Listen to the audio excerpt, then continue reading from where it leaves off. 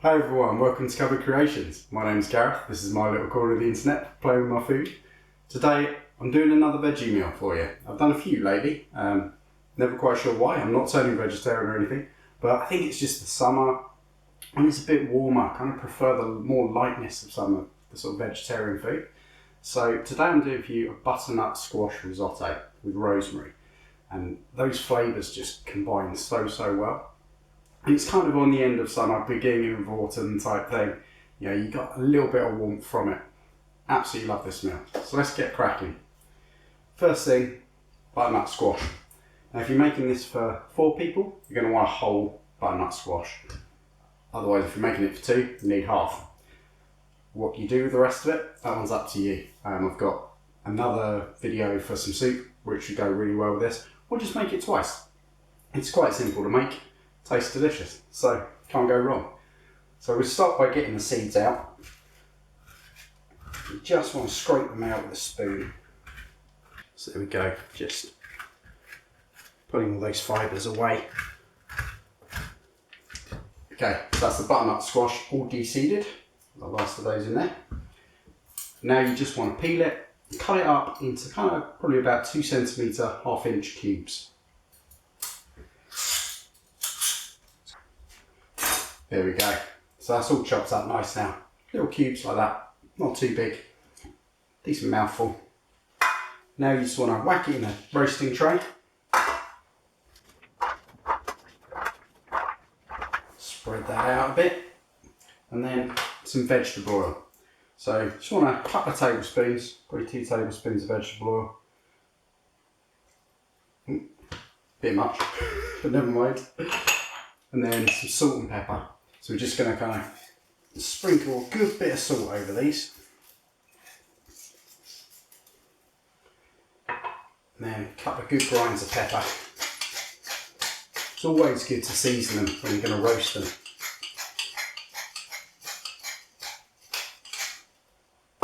And then the last thing we want to do with this one is I've just got a bit of rosemary here. We've got 4 stalks in total for the meal. We're going to chop some down later and put it in the risotto. But just want a little bit in with those, see if we can flavour some of that butternut squash a bit better. So just going to, nice and carefree, just whack a bit in there. Just use 1 whole stalk of rosemary. Perfect. Give that a really good old mix up. Looks delicious already. And we're just going to whack that in the oven, 200 degrees. That's going to be in there for 40 minutes or so in total. So we'll put that in the oven and then we'll get cracking on the risotto. See you in a sec. Okay, so that's been in the oven now for about 10 minutes. Yeah, it's going to take 40 minutes in total. Gives you half an hour to make a risotto, should be plenty of time. So we just want 1 sort of small onion, half a medium onion, or like the ones that grow in my garden, 2 tiny little ones. So I'm just going to chop these up nice and small. So there we go, that's my onion done. Now for some garlic.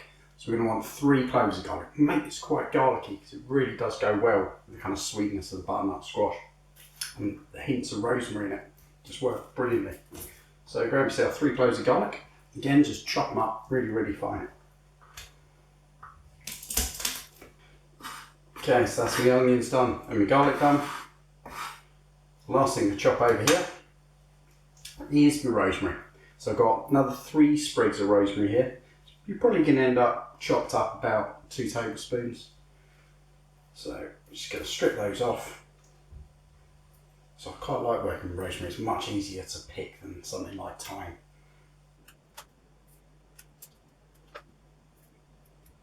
So there we go. And then just give them really good little chop up, so nice and fine.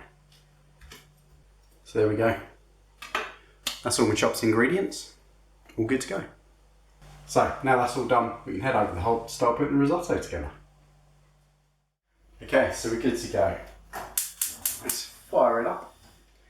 And then what we're going to do is we're just going to melt down a bit of butter. So we've got about 15 grams of butter. Whack that in the bottom. And then top it up with a tablespoon of olive oil. Now you probably don't need both for taste, but what the olive oil will do is it will stop the butter burning, so you won't get that kind of brown nutty butter at the bottom. We don't really want it for this, we want the butter to add a silkiness, not really to add too much other flavours. So, give that a stir around, nicely melting, and whack your onions in. Here we go. And we'll just cook those down on a really low heat, probably for about 8 minutes or so, so they really start to soften down. Okay, so the onions have softened down nicely. Now time to just whack in the garlic. Just going to give that another 2 minutes to soften the garlic. I always like to put it in separate to the onions, because I find if I try and put onions and garlic in together, I end up with burnt garlic before I end up with soft onions. So just give that 2 minutes on a low heat, same as before. Then we can crack on. Okay, that's great. Garlic softening nicely. So now your rice. It's got 160 grams of risotto rice. We just pop that in. Give it a nice stir around. Try and get it all lovely and coated. And it will almost pick up any of that butter and oil at the bottom.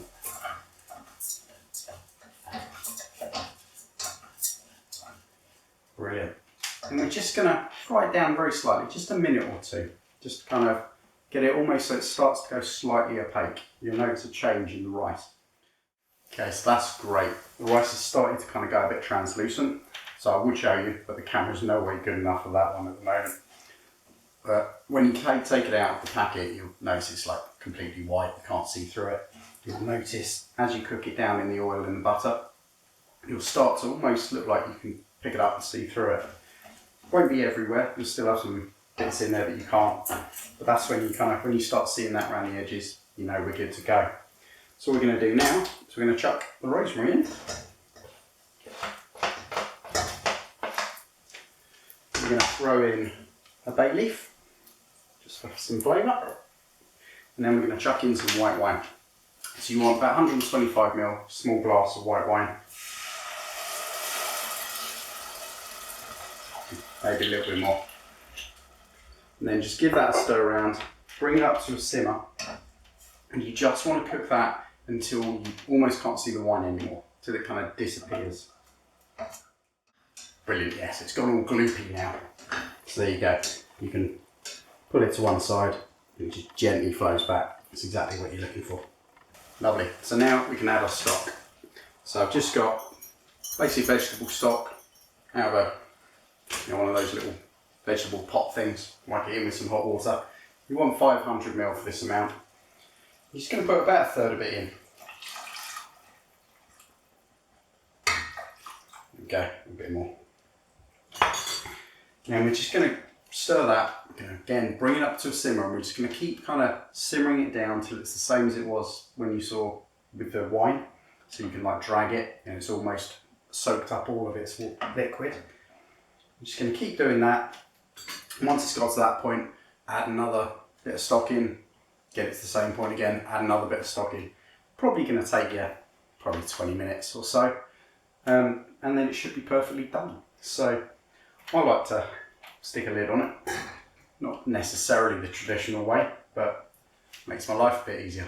Means I have to use less stock. So I'll keep watching that. I'll catch you in a bit. Okay, that's looking good. Time for the second bit. Put some of that in there. Just keep it simmering. And throw it all over yourself as well, because that helps. I've got hot feet. So while that's doing, that'll help. And I've cleaned my feet off. Just want to check on that kind of sweet potato, see what that's coming along like. Oh, it's warm. Yes, looking good. Should be about right for the timing when the other bit's done. So we're just going to turn it over.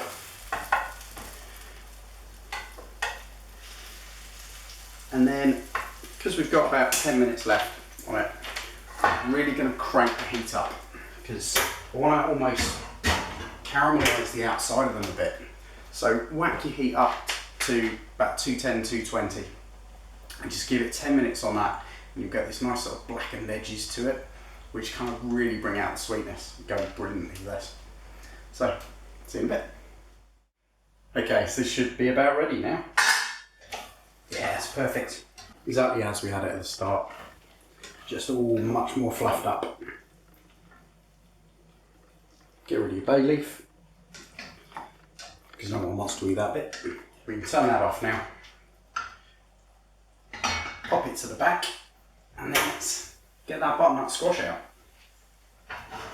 Ah, look at that. It's great. It's really caught around the edges. Looks, smells wonderful.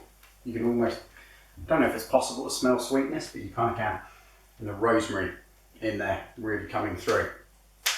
So, what we want to do is scrape those bits up, pop them in.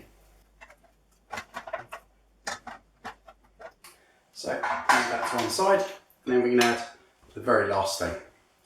So we're going to pop in about 30 grams of parmesan cheese.